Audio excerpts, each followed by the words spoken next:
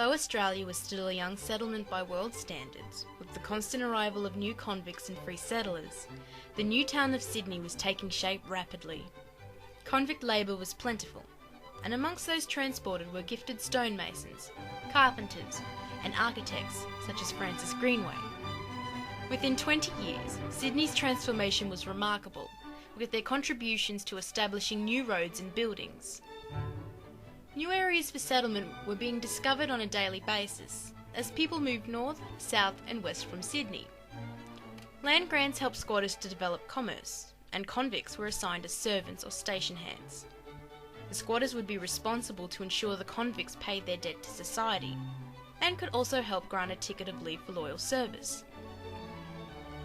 It was in this new settlement that Benjamin Hall Sr. arrived in Sydney on the 15th of February 1827 on board the ship Midas. Benjamin Hall Sr. was convicted on the 11th of July 1825 for stealing in the Bristol markets in the company of 3 other people, 2 women and a man. All were convicted for the theft of a pair of stockings, 2 cotton gowns and 3 cotton frocks. On his arrival in the new colony, Benjamin Hall Sr. was placed as an assigned servant to a landholder in the Hunter River Valley, where he served 4 years. In early 1832, Benjamin Hall Sr. absconded with 4 other convicts, but was caught a short time later.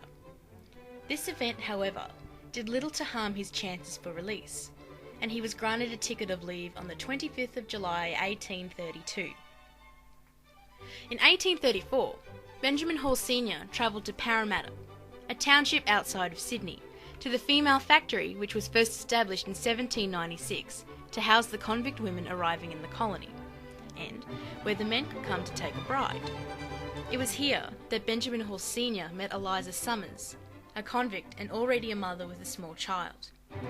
After meeting, they applied for a marriage licence and were married by the Reverend Samuel Marston on the 16th of April 1834. After the ceremony, they moved to the Hunter River district area of Murrurundi. Benjamin Hall Sr. developed a reputation for dabbling in horse stealing and cattle duffing, and was forced to flee the Hunter Valley after a warrant was issued for his arrest. He left Eliza and the children behind for the Lachlan district and was arrested a year later in 1846. He returned to Murrurundi to face court, but due to lack of evidence, he was released because the witness had passed away. The union between Benjamin and Eliza produced 9 children, and the 3rd child born in 1837 was Ben Hall, possibly at Maitland near Newcastle. He lived in that area until 1849 when the whole family moved to the Lachlan district around Forbes.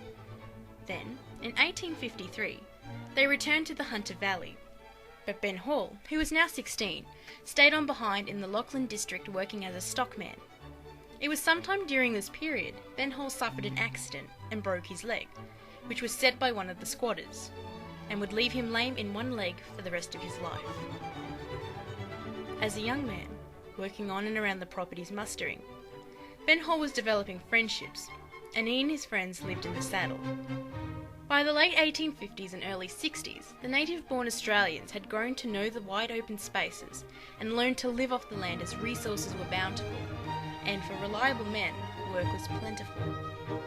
The shillings earned would go into a night on the town, and the sly grog huts, which abounded everywhere. Most of them had a keen eye for fine horseflesh, and they dressed well for the times. So in this melting pot of youthful exuberance, Ben Hall was mixing with these characters and fringe criminals of the day. One of these men, who was to have a great impact on Ben Hall and shone brighter than the others, was the leader of criminal activity, Frank Gardiner. Ben Hall was making dangerous friends.